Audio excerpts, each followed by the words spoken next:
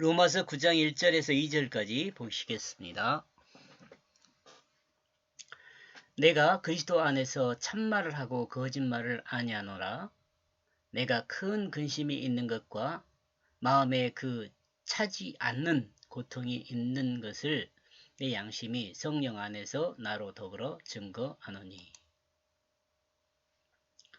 그 원문에는 그 1절, 2절이 이렇게 구분되어 있어요.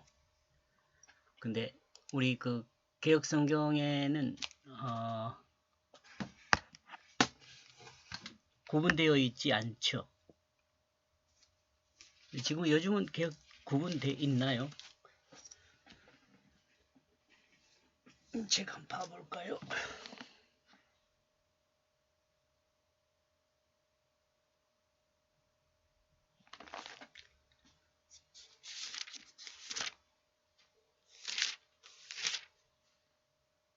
예. 1절, 2절로 이렇게 그 기록은 돼 있네요. 근데 이렇게 구분되어 있지는 않은 것 같아요. 안 하는 것 같은 것이 아니라 않습니다. 근데 이제 원문에는 이렇게 구분이 돼 있으니까 제가 번역한 것으로는 이렇게 구분을 해 놨습니다.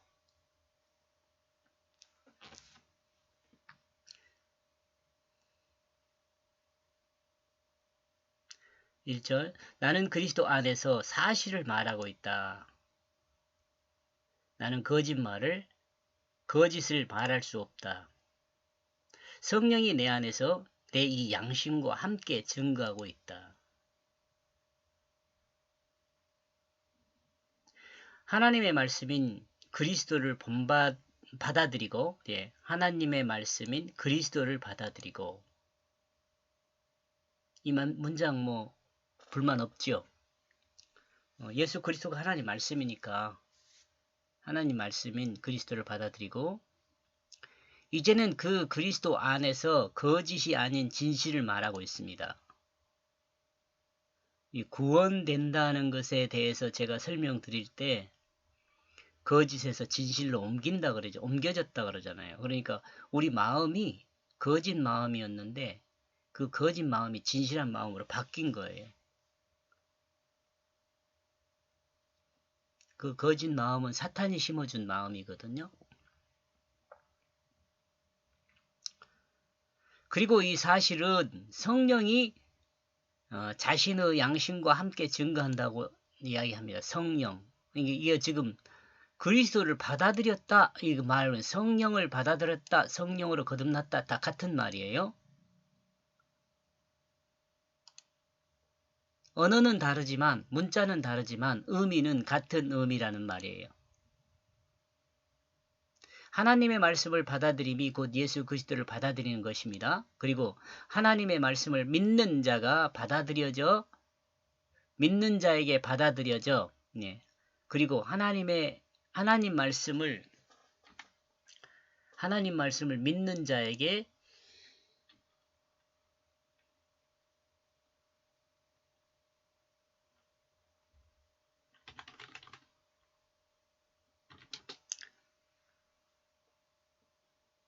또 성령이라고 하면 또 오해할 수도 있는가요? 말씀이 합시다. 말씀이 받아들여져 그 말씀의 의미를 정확하게 알게 되고, 의미를 정확하게 알게 된다는 것은 성령을 알게 된다는 거예요. 하나님의 뜻을 알게 되는 거예요.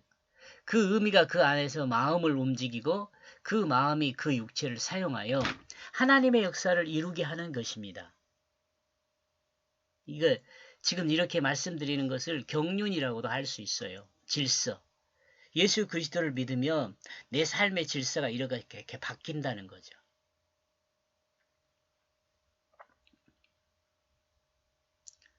말씀의 그 의미의 역사나 양심은 동일하게 작용합니다. 이 거듭난 사람일 경우에요. 말씀의 의미의 역사, 성령의 역사거든요.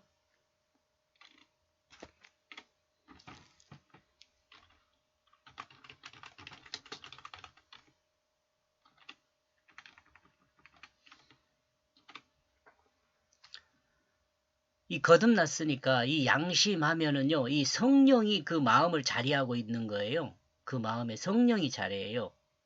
그러니까 양심 그러니까 옛사람의 이것은 옛사람의 양심이 아니에요.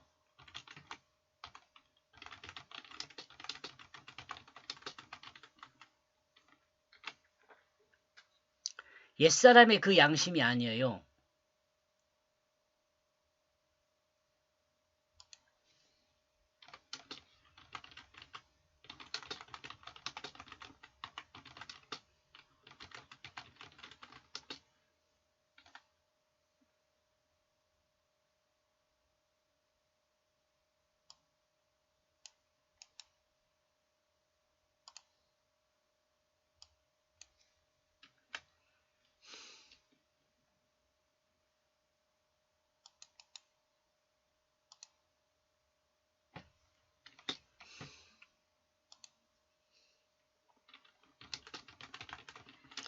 이 양심은 옛사람의 그 양심이 아니다. 성령으로 새롭게 거듭난 새 생명의 양심이다. 이렇게 합시다. 새 생명의 양심이다. 육신을 따라 하나님을 반역한 그 자기중심으로 행하지 않게 되죠. 그러니까 그러므로 이러므로 이 자기중심이 죽어서 새 생명의 야로 거듭난 성령으로 새로 거듭난 새 생명이니까 육신을 따라 하나님을 반역한 그 자기중심으로 행하지 않는다.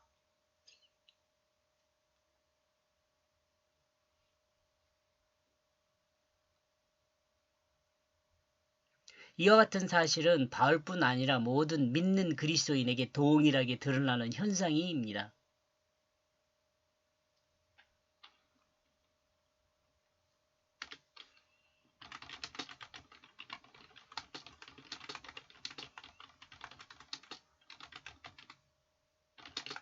나와 여러분에게 이런 현상이 드러나야 돼요.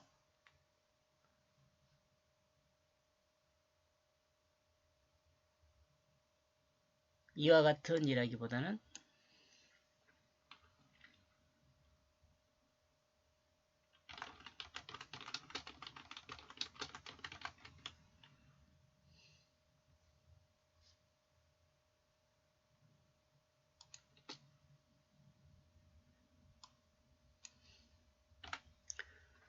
나와 여러분에게 성령과 하나된 양심이 드러나야 돼요.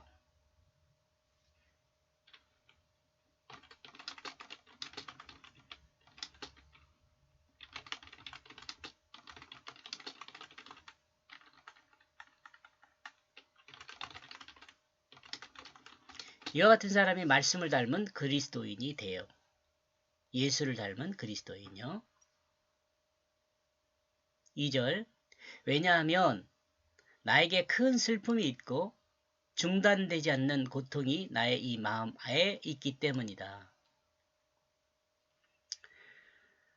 그리스도 안에서 사실을 말하고 이 그리스도 안에라는 말은 또 뭐래요? 성령 안에서란 말도 되죠.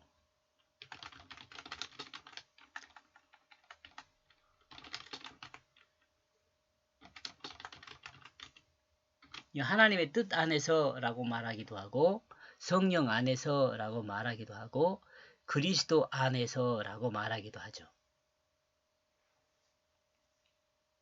안에서 사실을 말하고 이렇게 사실을 말하는 이유는 앞에서도 설명을 했지만 거짓이 죽고 진실이 살았으니까 거짓을 말할 수 없는 사람은 성령이 그 자신 안에서 그 양심과 함께 증거하기 때문입니다.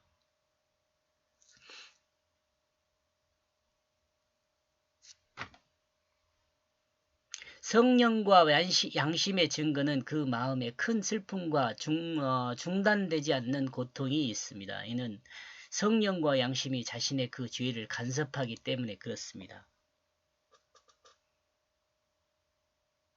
또 간섭하기 때문에 그렇기도 하지만 나 여러분이 사는 것은 모든 사람이 성령 받아갖고 양심적인 사람이 된 사회에서 사는 것이 아니잖아요. 그러니까 늘 갈등해요.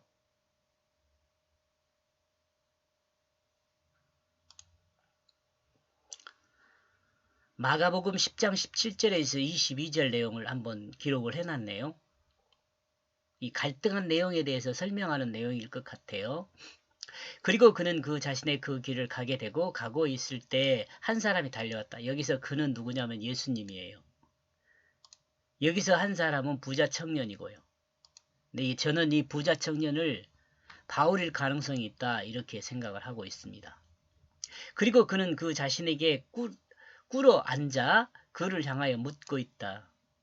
그는 그 자신에게, 그는 바울이고 그 자신은 예수님이에요. 바울이 아니라 이제 부자 청년이죠. 제가 생각하는 것은 바울일 가능성이 있다 이렇게 생각하는 거예요. 선한 선생님, 그로 만약 내가 행하여야 한다면 그것이 무엇입니까? 만약 내가 영원한 생명의 상속자라면. 지금 사실은 영원한 생명의 상속자가 어떻게 살아야 하는지는 지금 8장 이전에 싹 말했어요. 이미 다 말했어요. 근데 이제 다시 증거하는 거죠. 다시 예수님의 말씀을 기억하고 그 말씀을 따라서 지금 다시 말하는 거예요. 예수님이 말씀했던 것을 가지고 와가지고 논리의 증거라고 볼 수 있죠. 그로 그 예수는 그 자신에게 말했다. 여기 그 예수는 부자 청년에게 말했다. 너는 어떻게 나를 선하다고 말하느냐? 그 하나님 한 분 외에는 선한 이가 없다. 이 말 속에는 뭐가 들어있어요? 네가 나를 하나님으로 알고 있느냐? 이렇게 묻는 의미도 있어요. 네가 내가 하나님이라는 것을 알고 있느냐? 근데 이때 당시에 바울이라면 부자 청년이라면 확실히 몰랐겠죠. 너는 그 계명들을 알고 있다. 만약 내가 살인하지 말라는 명령에 살인하지 않았다면, 이제 계속 그 계명 이야기합니다. 만약 내가 간음하지 말라는 명령에 간음하지 않았다면, 내가 도둑질하지 말라는 명령에 도둑질하지 않았다면, 내가 거짓 증거하지 말라는 명령에 거짓 증거하지 않았다면, 내가 속여 취하지 말라는, 취하다는 것은 갈취하고 가지는 것을 말해요. 취하지 않았다면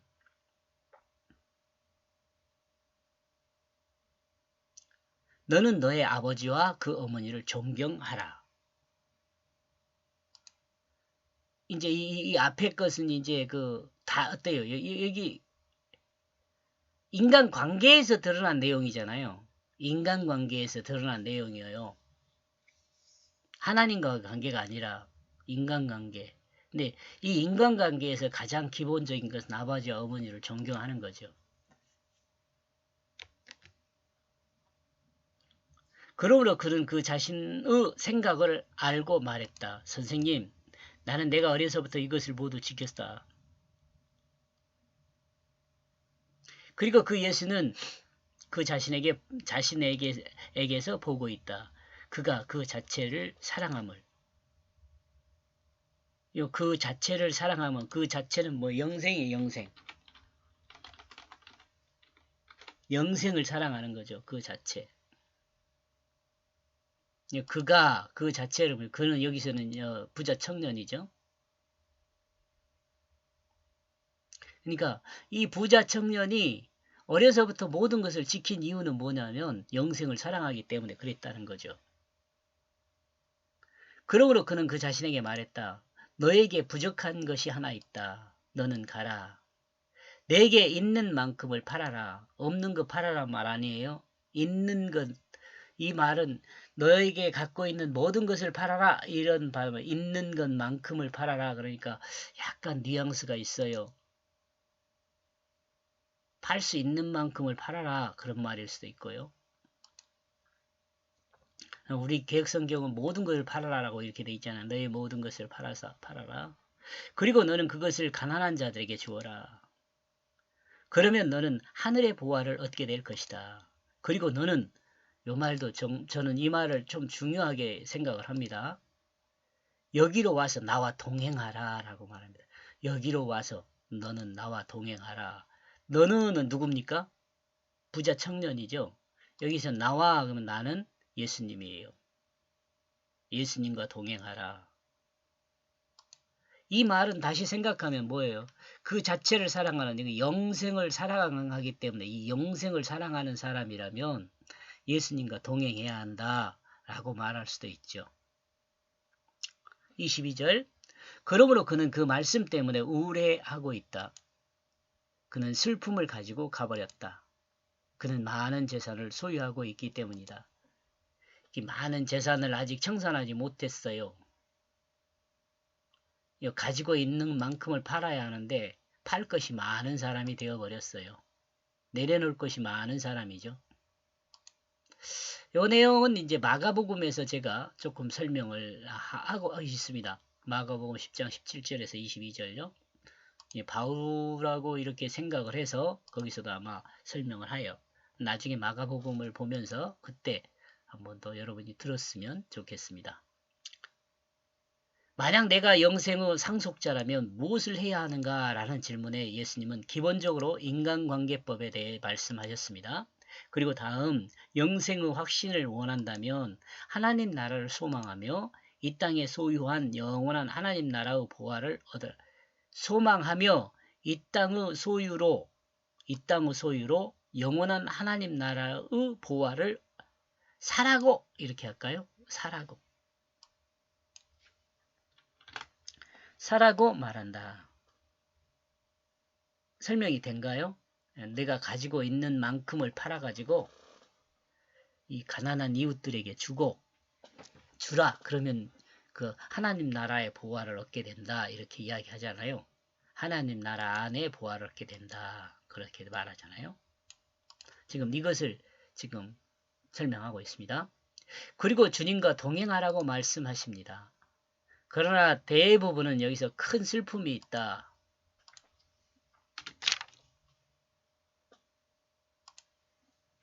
대부분의 사람은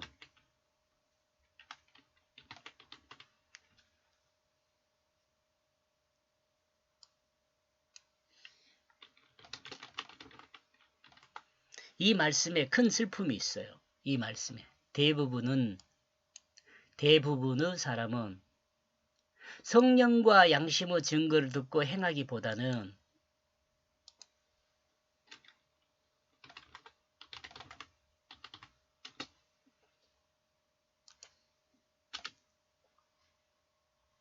성령과 양심의 증거를 듣고 행하기보다는 육체의 정욕을 따라 성령과 양심의 증거를 무시하게 되기 때문에 그렇습니다.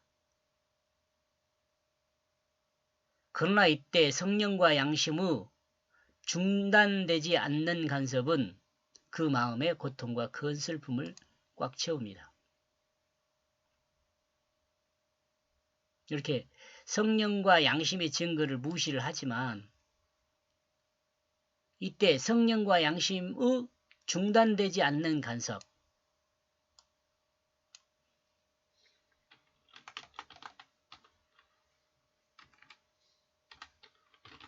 계속되는 간섭은 그 마음의 고통과 슬픔을 꽉 채웁니다. 양심과 성령이 나를 늘 간섭하니까 이 조금 힘들고 슬픔이 있죠. 그 성령과 양심을 따라서 내 자신이 행동하지 못하고 있기 때문에 지금 그 말을 하고 있는 겁니다. 만약 이 부자 청년이 바울이라면 이제 제 생각을 좀 한번 생각을 해봅니다. 그리고 예수님의 소명을 따라 늦게 다마색에서 순종하여 주님의 제자가 되었다면 바울은 성령과 양심의 증거 때문에 고통과 슬픔이 그 마음의 간섭함을 늘 느껴야 했을 것입니다. 그죠? 그러므로 고통과 슬픔 중에 있었을 것입니다.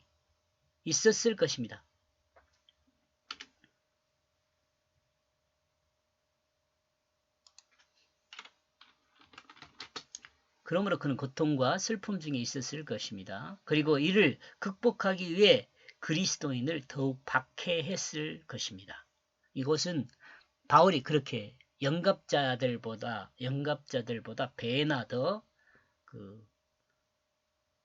신앙심이 아무튼 특출해서 이 박해하는데 앞장섰어요. 바울이. 그것을 이야기해요.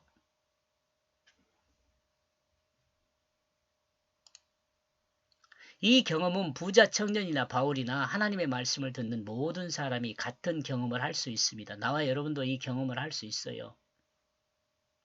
이런 부분은 이제 이런 경험을 할 때를 그 단계를 성화라고 해요. 성화. 이런 이 성령의 간섭하심, 성령의 간섭하신 내 양심의 간섭함 이런 것을 느끼면서 우리는 조금씩 그 간섭 안에서 변화가 되죠. 거룩하게. 그리고 이 시대에 주님의 말씀으로 부르심을 받았다면 그리고 이 시대에 주님의 말씀을 부르심을 받았다면 성령과 양심의 간섭을 거부하지 말고 순종하여 소명에 합당한 믿음의 사람으로 결실하여 진실한 사랑으로 섬김의 그 자리에 서 있는 그리스도인이 되기를 축복합니다. 예수 아멘.